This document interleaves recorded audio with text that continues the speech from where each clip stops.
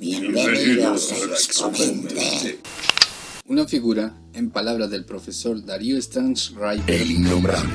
Una figura es un concepto que no es universal ni teórico, sino que es un pequeño relato, una categoría local o localizada que sin embargo después me permite comprender muchas cosas por analogía.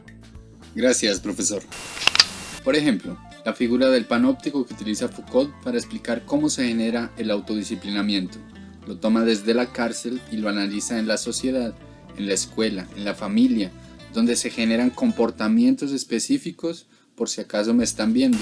El diablo nace en el propio relato de donde nace Dios. Es su contraparte, su opuesto necesario, revelando el tipo de pensamiento que conlleva, el pensamiento binario, que posiciona el discurso disidente en el polo opuesto.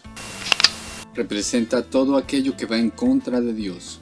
Ahora, si yo digo que hablo en nombre de Dios, todo lo que sea en contra de lo que yo diga, puedo encajarlo en lo diabólico.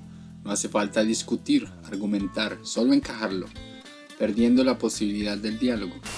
Y aquí algo que creemos muy importante: reafirma lo bueno de Dios, exalta las virtudes del bien, sirve de oscuridad para que exista la luz. En definitiva, ayuda a Dios. Ojo. Así, si hoy se cuestiona la institución de la religión, la Iglesia como una empresa que utiliza la fe de las personas para lucrar y mantener un estado de docilidad entre la gente, pues el que haga ese cuestionamiento es del diablo y punto.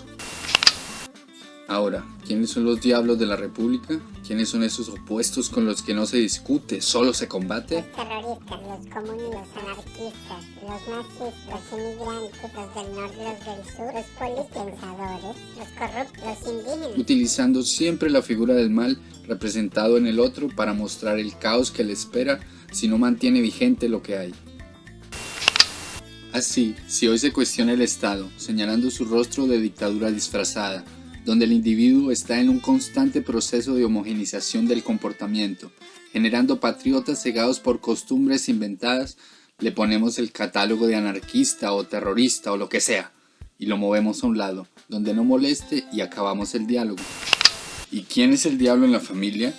Aquellos que no son capaces de encajarse en lo que está establecido, en la institución heteronormativa monogámica, que moralmente establece cómo se conforma la familia y el rol de cada uno.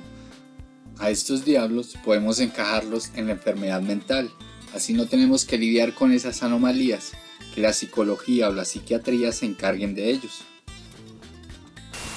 Así, si hoy alguien cuestiona a las familias, como siendo apenas acuerdos contractuales que reprimen el sentimiento, dando lugar a un modelo aparente de familia perfecta, necesaria para herencias tanto de riquezas como de deudas, donde el individuo tiene que renunciar a sí mismo para encajar en la sociedad, entonces llamamos al psicólogo.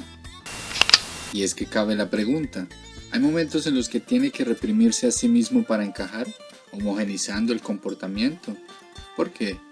¿Y hasta qué punto lo va a hacer?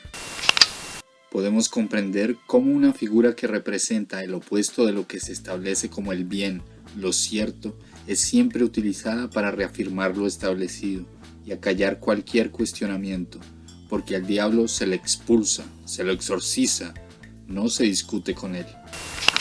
Recomendamos ver quiénes son nuestros diablos personales, que ni siquiera permitimos que se expresen por depositarlos inmediatamente en una caja conceptual. O, si usted es aquel que se posiciona a sí mismo en algún extremo ideológico, pregúntese también: ¿será que esa ideología que sigue no es un refuerzo más a lo que se supone que está combatiendo?